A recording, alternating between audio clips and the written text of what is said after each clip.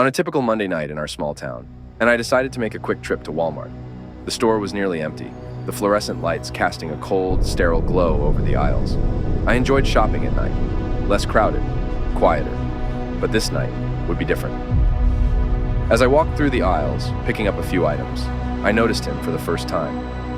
A man, standing at the end of the aisle, watching me. He had no cart, no items in his hands, and his clothes were dirty and unkempt. His presence sent a shiver down my spine, but I brushed it off, thinking he was just another late-night shopper. I continued my shopping, but every turn I made, there he was, standing at the end of an aisle, peeking from behind a shelf, always with those unsettling eyes fixed on me. By the fourth time, I started to feel genuinely uneasy. He wasn't shopping, he was stalking. As I walked past an end cap, I saw him pretending to browse, but his eyes never left me. His smell hit me, a rancid stench that made my stomach turn. He was no anti-theft employee. This man was something else, something dangerous. My heart raced as I moved quickly towards the checkout.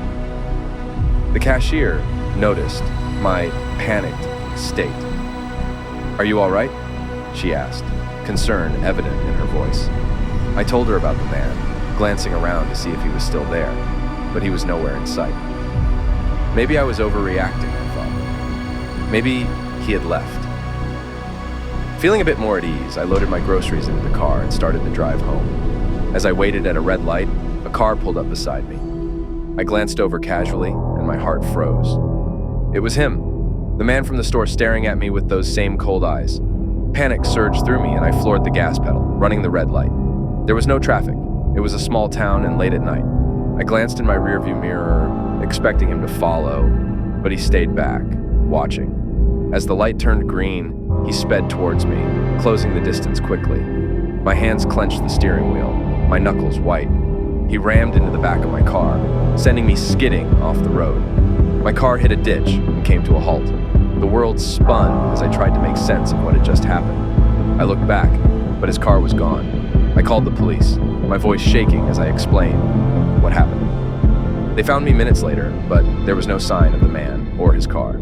The officers took my statement and assured me they'd investigate, but I knew I'd never feel safe again. To this day, I don't know who he was or why he chose to follow me. The memory of his eyes, cold and relentless, still haunts me.